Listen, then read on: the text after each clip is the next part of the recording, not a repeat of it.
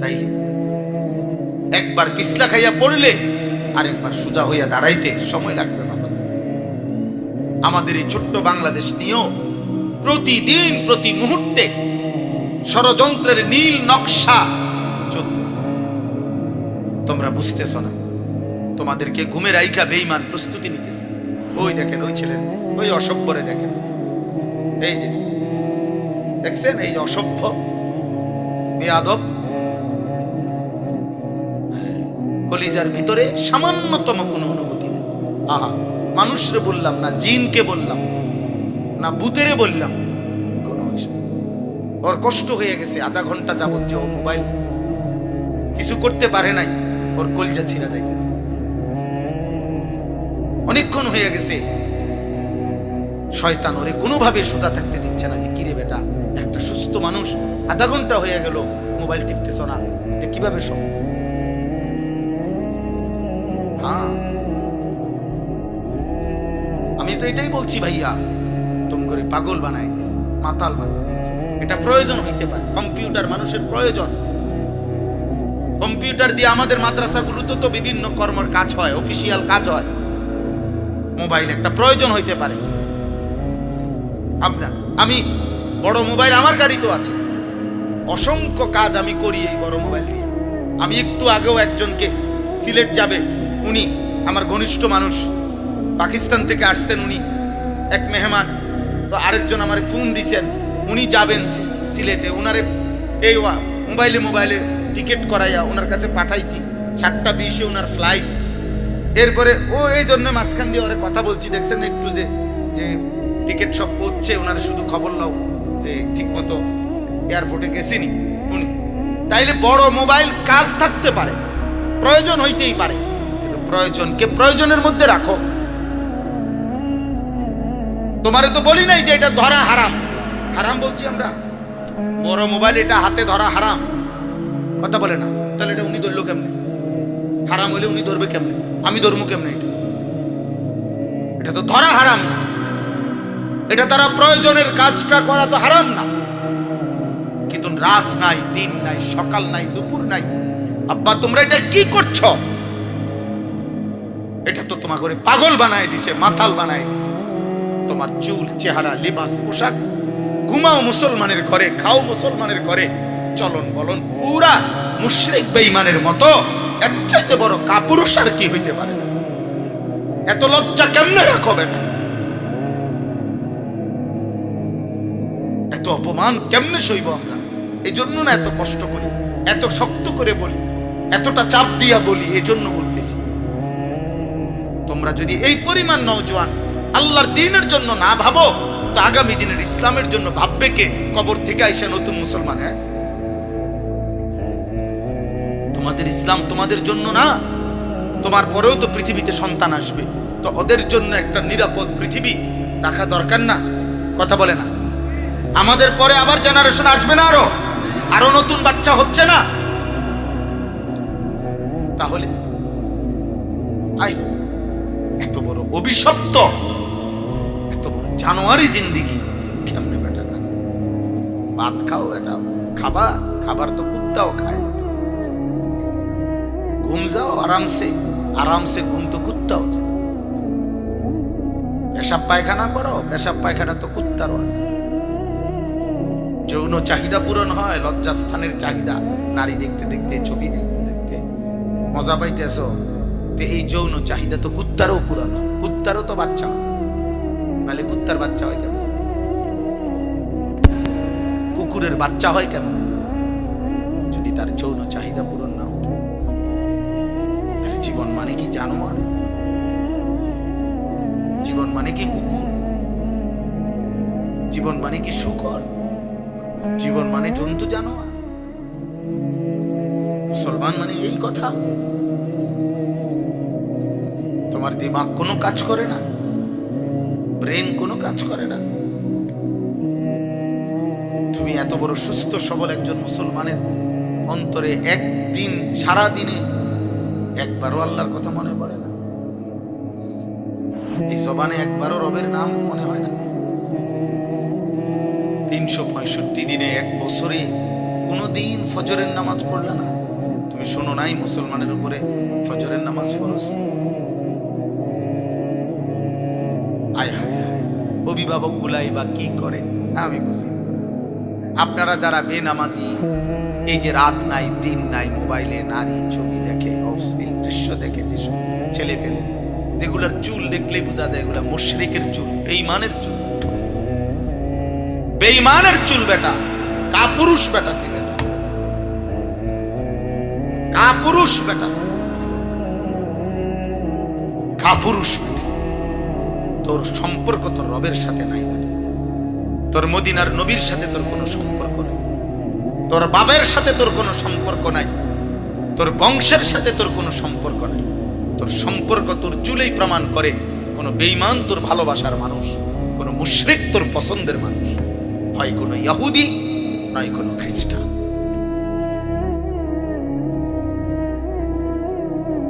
তাইলে ওই বাবা কার জন্য উপার্জন করে? ওই বাবা কার জন্য রোজগার করে? বেটা কার লেগে বিল্ডিং করেন মিয়া? এই হাইওয়ানের জন্য যে একদিনও ফজরের নামাজ পড়ে না। এত বড় হাইওয়ান, এত বড় চতুষ্পদ জন্তু, মানুষ নামের এই পশুর জন্য বিল্ডিং করলেন। এই পশু আপনার একেই দেবে, ভাত খাওয়াবে, ওই ভাত না খাওয়াইলেও তো আল্লাহ আপনারে খাওয়াই। ওই বিদেশ যাইয়া কি করবো? টেহা দিব আপনারে, আপনি টেহা দিয়া কিতা করবেন? চা দোয়ানে বইয়া বন খাইবেন আর গপ মারবেন আর কিতা, আর মানুষের দ্বারা ঘুরাইবেন। ফুট বিদেশ তো কি, ফুট বিদেশ কি? বিদেশটা কি খুব আশ্চর্য কিছু না? বলে একমাত্র আমার ফুতেই বিদেশ গেছে, কথা বলেন না? এটা খুব খুব আশ্চর্য কিছু, তাইলে বলেন, এটা ইনসাফ করে বলেন। কেউ যদি মনে করে আমার ছেলে ইটালি থাকে, এটা আমার জন্য অনেক বড় গৌরব, তাহলে যারা ইটালি জন্ম নিছে এই কাফের গুলা, কেউ যদি কারো ছেলে যদি আমেরিকা থাকে, এটা যদি অনেক বড় গৌরবের বিষয় হয়, তো আমেরিকায় যারা জন্ম নিছে যুগ যুগ ধরে, যাদের বাপ দাদা পূর্বপুরুষ আমেরিকার, কিও হেরা তরে বড় সৌভাগ্য, তো হেরা তো কাফের।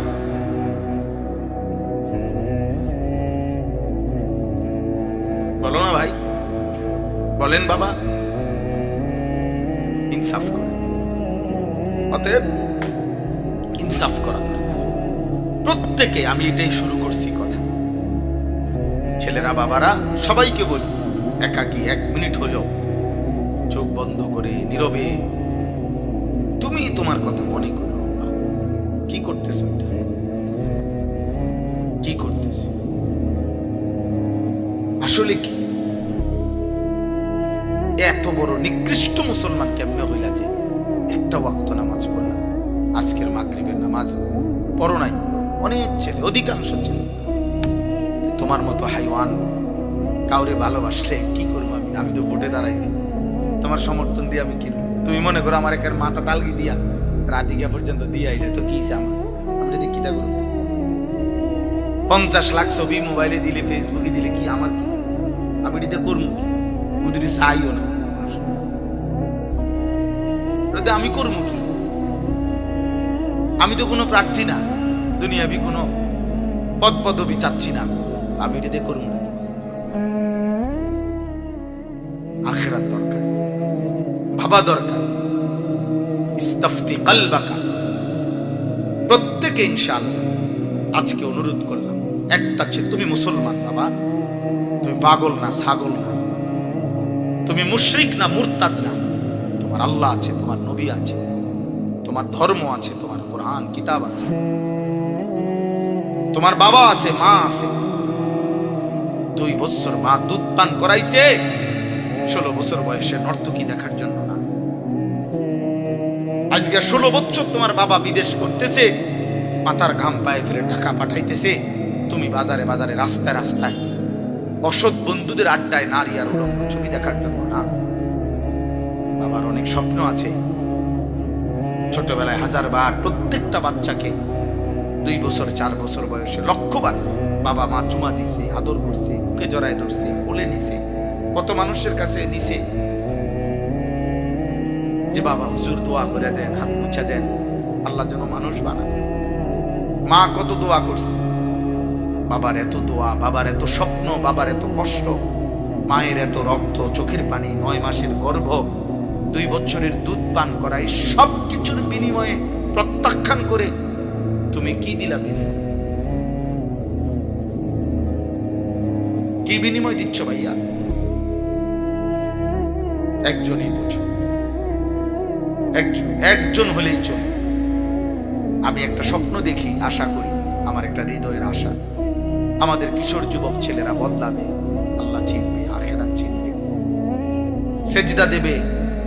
আমাদের সন্তান যদি, মুসলিম কিশোর যুবক যদি আল্লাহর জন্য, দ্বীনের জন্য, ইসলামের জন্য, কোরআনের জন্য না ভাবে, তা আমরা লোক নেমু কই থেকে? বলে ইসলামের জন্য লড়বে হিন্দুর ভূতে, মুশরিকের ভূতে, তাই আমরাই তো ফিরাই পাবো। এই আশায় এতটা শক্ত বললাম। তুমি যদি আল্লাহর জন্য না ভাবো, দ্বীনের জন্য না ভাবো, নবীর 23 বছরের ইসলাম কষ্টের আমানত, তায়েফের রক্তের আমানত, উহুদের দান শহীদ করা আমানত, এটা কার কাছে তাহলে রাখবো? নবী সাল্লাল্লাহু আলাইহি ওয়াসাল্লাম অথবা তার কোন সাহাবা যারা এত অবর্ণনীয় জুলুম নির্যাতন সহ্য করেছেন, ওনারা আয়েশা যদি আমাদের এই হালাত দেখে, এখন কল্পনা করেন যে নবীর কোন সাহাবী আয়েশা যদি দেখতো যে এরা আমার আখেরি নবীর উম্মত, হায় তারা তো চিৎকার করে কাঁদতো যে ইন্না লিল্লাহ, বলো কি? শেষ নবীর শ্রেষ্ঠ উম্মত 30 বছর সুদ খায়, আখেরি নবীর উম্মত প্রতিদিন দাড়ি কাটে, আখেরি নবীর উম্মত 10 বছরে কোনোদিন একবারও জিজ্ঞাসা করল না যে নবী আমার সাল্লাল্লাহু আলাইহি সাল্লাম কিভাবে চুল রাখতেন? একদিনও জিজ্ঞাসা না। রাসূলুল্লাহ সাল্লাল্লাহু আলাইহি সাল্লামের একজন সাহাবী, উনি একটা ঘর করছিলেন, ঘরের শুধু উঁচা করছে একটু, ঘরটা স্বাভাবিক অন্যদের ঘরের চাইতে একটু উঁচা, একটু ডিজাইন করছে, সোজা কথা। নবীজি যাওয়ার পথে শুধু এমনি তাকাইছেন, তাকাইয়া সাহাবাদেরকে বলছেন, এটা কার ঘর বানাইল, এটা কি বানাইল, এই কথাইটা বলছে। সাহাবীরা পরবর্তীতে একটু পরেই ওই সাহাবীকে শুনাইছে যে তোমার ঘরটা দেখা নবীজি চোখ তুলে তাকাইয়া চেহারা দেখে মনে হইছে নবী খুশি হইতে পারে নাই। নবীজি সাল্লাল্লাহু আলাইহি সাল্লামের চেহারাটা একটু মলিন হইছে, তোমার ঘরের দিকে তাকায় এর দূরে শুনাইছে। আল্লাহর কসম কিতাবে লিখছে, ওই সাহাবী ওনার ঘর ভাঙ্গা সমান কইরা নবীজির দরবারে এসে বলছি, ইয়া রাসূলুল্লাহ, আমি আমার ঘর সমান করে ফেলছি। আমি শুনছি যে আপনার চেহারায় একটু মলিন মনে হয়েছে, আপনি পছন্দ করতে পারেন নাই, আমার ঘরটা একটু উঁচা করছি। এই ছিল সাহাবায়ে কেরামের ফিকর। সেকেন্ড খেয়াল করতেন কোন এক শব্দে, আচরণে আল্লাহ নবী সাল্লাল্লাহু আলাইহি সাল্লামের যেন কষ্ট না। এটাকেই ভালোবাসা বলে ভাইয়া। ভালোবাসা নিয়ে ধাক্কাধাক্কি করলে লাভ হইতো না। এই সমস্ত কথা বললা এতে সুন্নি, এতে ওয়াহাবি, এতে নবীর আশেক, এতে নবীর দুশ্মন, আমনে বহস করবেন, মোনাজারা করবেন, ঠেলাঠেলি করবেন, ধাক্কাধাক্কি করবেন, কন্যাকন্যি করবেন, 1 লাখ টাকা চ্যালেঞ্জ, 5 লাখ টাকা চ্যালেঞ্জ, এই 6 লাখ টাকা মোট গরিব দুঃখীরে দেন, কামে দেন। এই চ্যালেঞ্জের টাকাটি অভাবীকে দেন, গরিব অসহায়কে দেন, কামে দিলে ভালো হবে, ফায়দা হবে। এজন্য যেই কোন মুসলমান যারা নবী সাল্লাল্লাহু আলাইহি সাল্লামের ভালোবাসা নিয়ে ধাক্কাধাক্কি করেন, এখানে একজন ভাই, একজন দাদা, একজন বাপ, চাচা, আপনারে বলি, আপনি এনে দাঁড়াই, আপনি আপনাদের ছেলেদেরকে দেখেন। এই ছেলেগুলো এরা সবাই, এরা কি নর্থ বেঙ্গল থেকে আসছে? বলেন, এরা কি পার্বত্য চট্টগ্রামের ছেলে? এরা কি আপনার চিটাগং থেকে আসছে? এখানে এরা রংপুর, দিনাজপুরের ছেলে।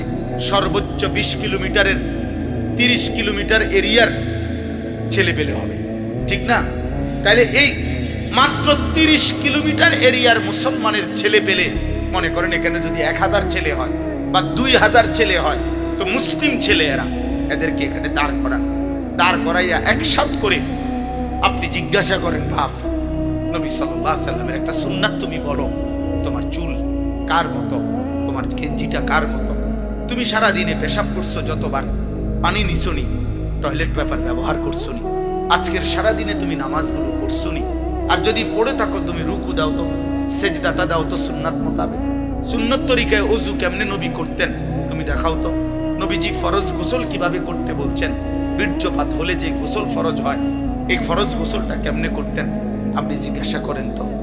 বাথরুমে ঢুকতে একটা দোয়া জিজ্ঞেস করেন, বের হওয়ার দোয়াটা জিজ্ঞেস করেন, মসজিদে ঢুকবার দোয়াটা জিজ্ঞেস করেন, মসজিদ থেকে বের হওয়ার দোয়াটা জিজ্ঞেস করেন, খাবারের শুরুর দোয়াটা জিজ্ঞেস করেন, খাবার শেষের দোয়াটা জিজ্ঞেস করেন, ঘুমের শুরুর দোয়াটা জিজ্ঞেস করেন, ঘুমের শেষের দোয়াটা জিজ্ঞেস করেন। এত কিছু যদি সব কিছুর উত্তরে না হয়, সব কিছুর উত্তরে যদি না হয়, ও বা আমরা আমাদের এই সমাজ নবীর আশেক হইলাম কিভাবে? আমরা বলেন, ইনসাফ করেন, ইনসাফ করেন। আমি আমার 21 বছরের ওয়াজের জীবনে গোটা বাংলাদেশের কোন বক্তার সাথে আমার ব্যক্তিগতভাবে আজকে পর্যন্ত, বাকিটা তো আর জানি না সামনেরটা, আজকের 21 বছর পর্যন্ত আমি কারোর সাথে উল্লেখযোগ্য কোনো ঝগড়া করি। আমার ওয়াজের বয়স 21 বছর, আলহামদুলিল্লাহ। আমার বক্তব্য এটাই।